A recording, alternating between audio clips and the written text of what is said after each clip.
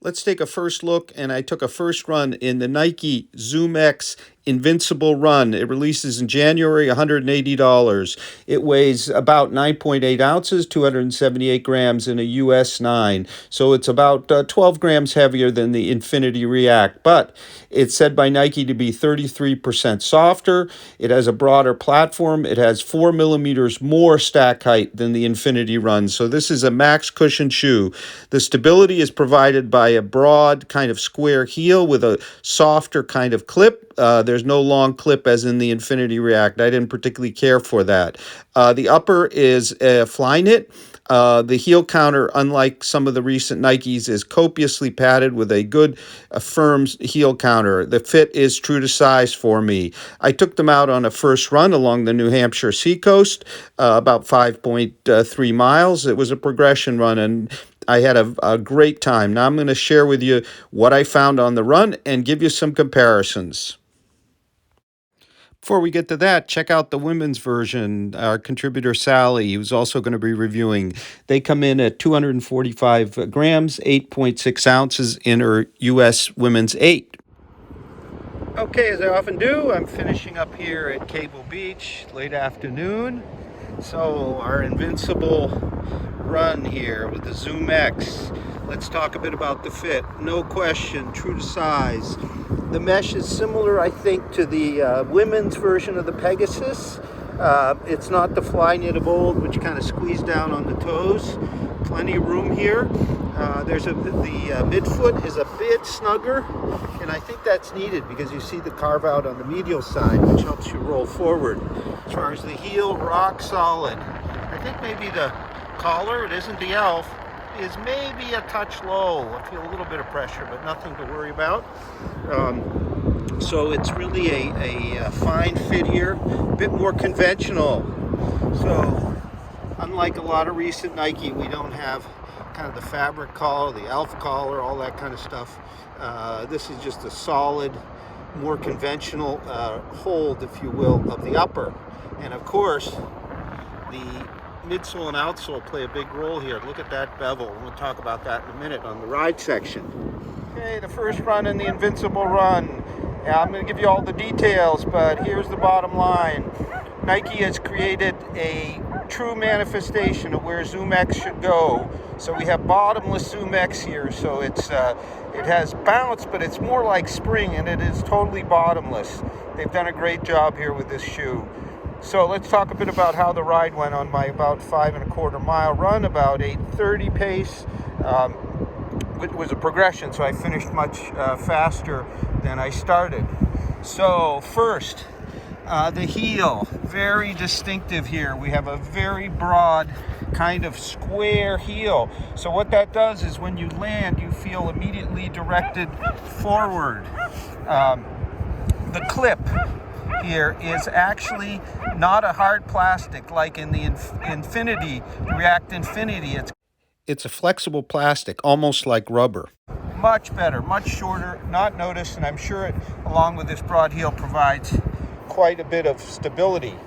So what you feel after you land is a sense of rolling, and the rolling part is really on the medial side here, where you can see how deeply carved out it is. So what you feel is a landing, a nice square landing, a roll forward to that carved out area. Then up front, and I'm going to flip it over, you feel kind of a smooth expanse of rubber through here. The rubber, as you can see, has sort of sharp protrusions on it. I think it's going to grip well everywhere, but I think the key element of the shoe really is this piece up front here. So you have a distinct sense of a drop into toe off, and I'm going to show you how that looks by bending the shoe. See that bend up front. I think a lot of it comes from the soft rubber here, or this piece of rubber anyway. It feels thinner. So you have a distinct sensation of rolling to toe off, a bit like the Saucony Endorphin Shift actually. Overall the ride is soft. I wouldn't call it bouncy as much as springy.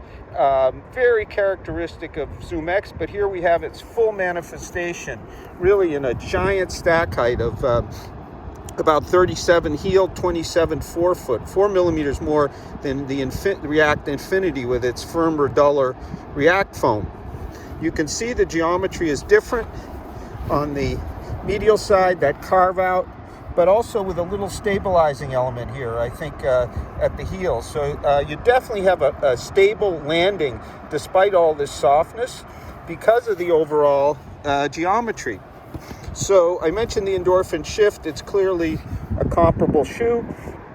In terms of the React Infinity, this is way better for me.